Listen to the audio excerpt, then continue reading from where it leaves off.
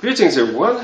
Today I would like to continue my random talk about the dark side. Currently I'm talking about the dark side, and from the darkness I come to consume the light of this world. What does it mean? It simply means I was born and I see the light of this world, and I have to consume the light, something like that. So dark side is all about chasing after light, trying to consume it as basically much as it is possible. For example, this fruit is made from a light. A lot of the sunlight is trapped inside this fruit, and this should give me some amount of nutrients, pleasure, whatever you call it. I should feel happy about it by consuming it, something like that.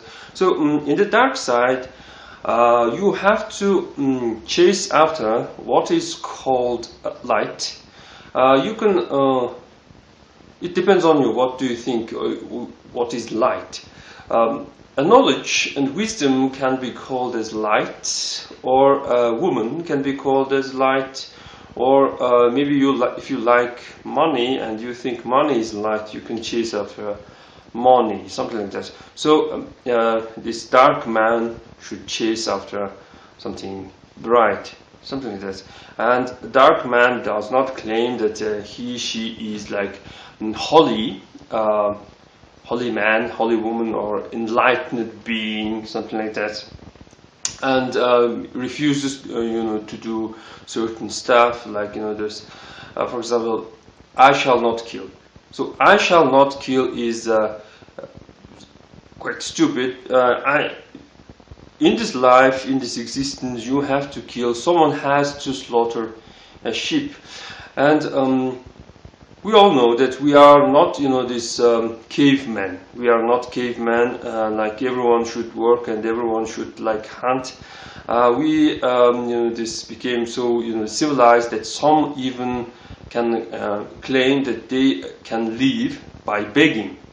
They can live by not killing or slaughtering or looking after this family, etc., etc., simply by sitting, chanting, and meditating, etc., etc.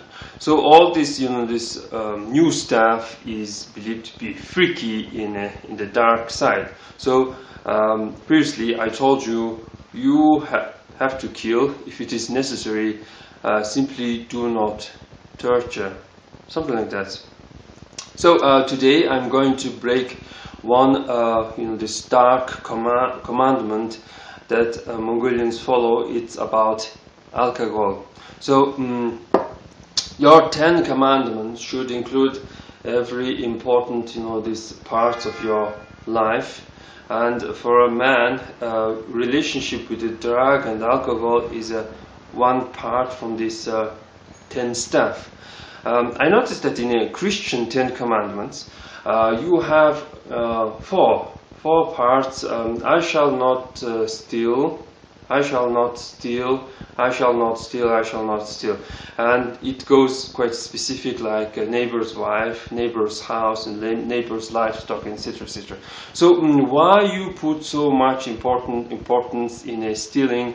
It does not make any sense. Also, they put importance in a sexual life.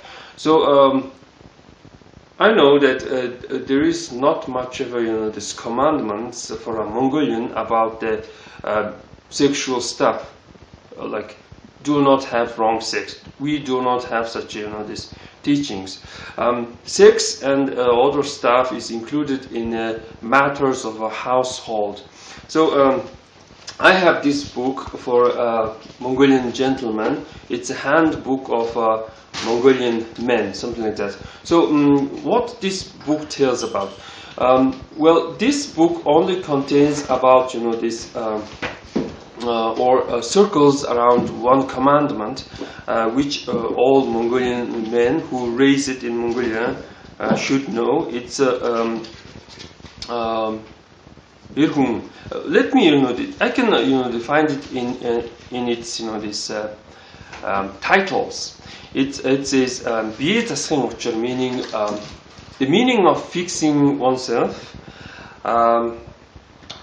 Giri tasghin, fixing one's household, and puru tasghin uchur, meaning fixing the, this estate, something like that. So there's this commandment for every man that you have to fix yourself, you have to fix your household, and you have to fix your state, something like that. So this goes with this, this, how to say, first you need to fix yourself, then household, then this state. So if a person is not fixed, this his or her household, if the person has some marriage problem or some sexual problem, maybe a problem with adultery, etc., etc., it means this person is not suitable for being a governor, for being this politician, or this, etc., etc. So there is no teachings like do not commit adultery, or be loyal to your this husband or wife, etc., etc. But simply your household should be fixed. So a fixed household is basically this no quarrel, no problem, etc., etc. Everything seems to going in a somewhat normal phase. So among these 10 commandments, sex is not so important. We shall not talk about it. So yeah, back to our the commandment that I'm going to break. I shall not drink. So Buddhists have these teachings that I must not drink an alcohol, something like that. But a commoner, of course, will drink alcohol, and alcohol is an important part of any this commoner celebration, this traditional festivals, etc., etc.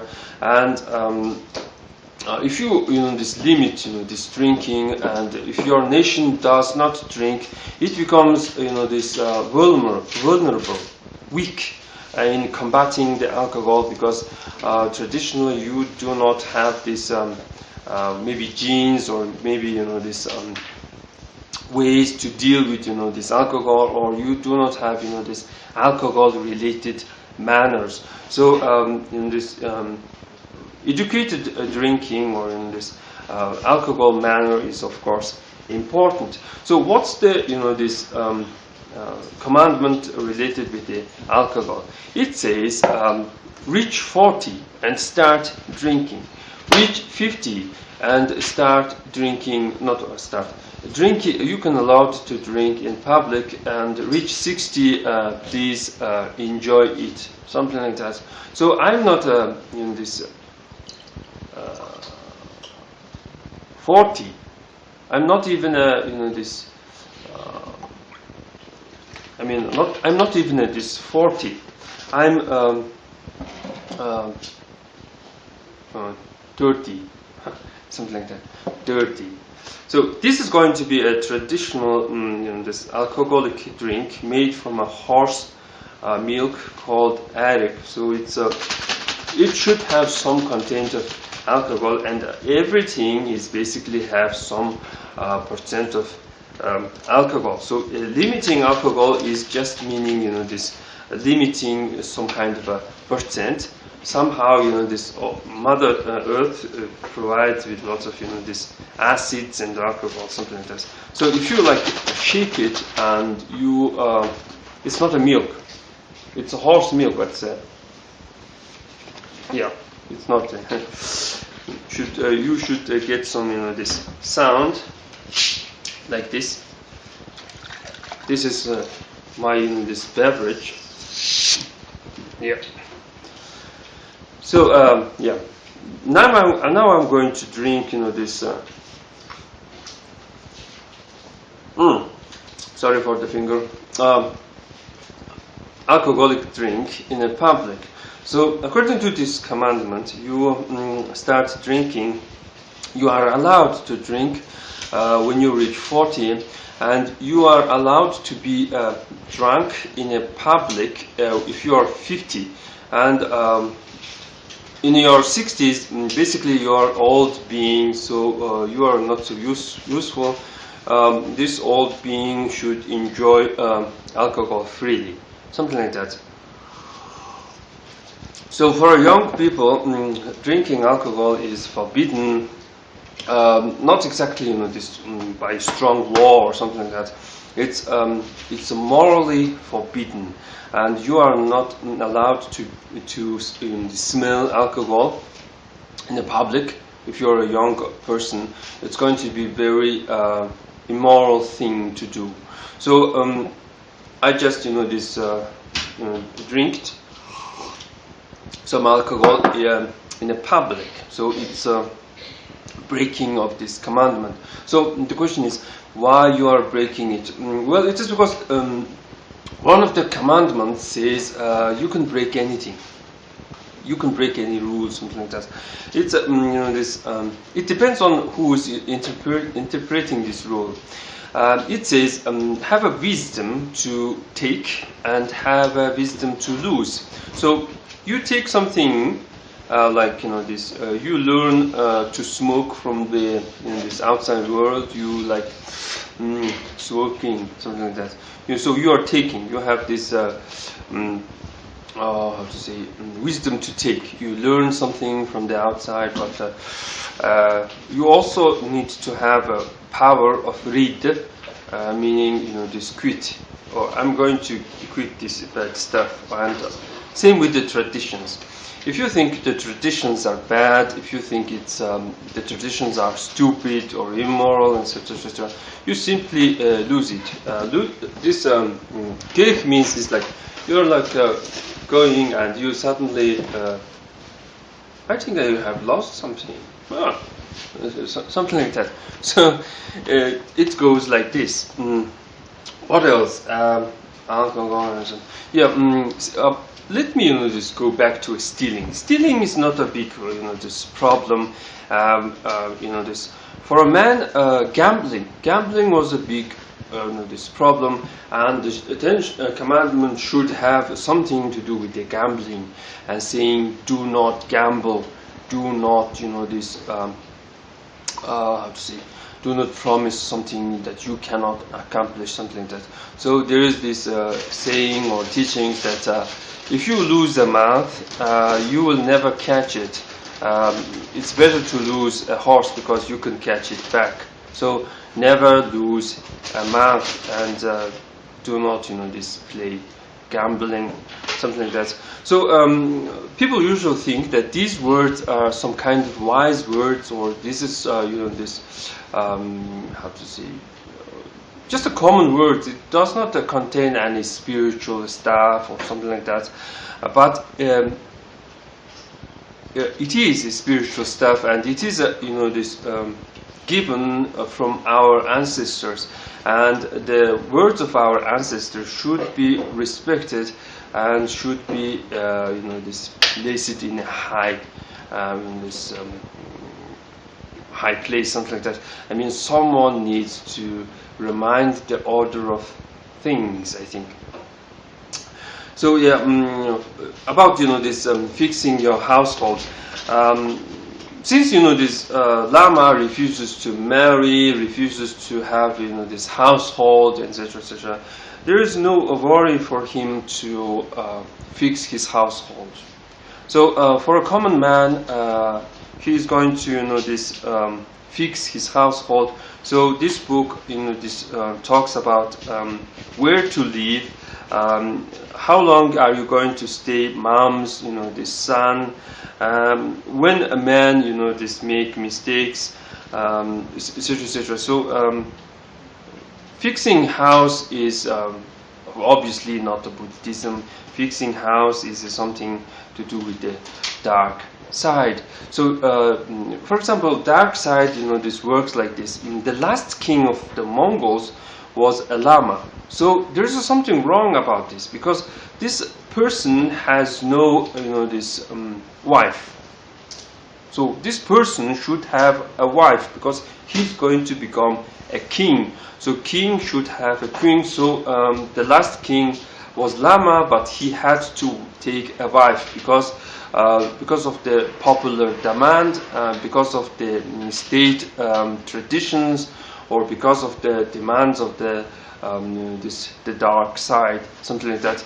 Lama could claim that I'm like married with the Mongolia, like Elizabeth, like I'm married with the Britain, or claim like Adolf Hitler that I'm married with the Germany and I shall not take any wife, etc., etc.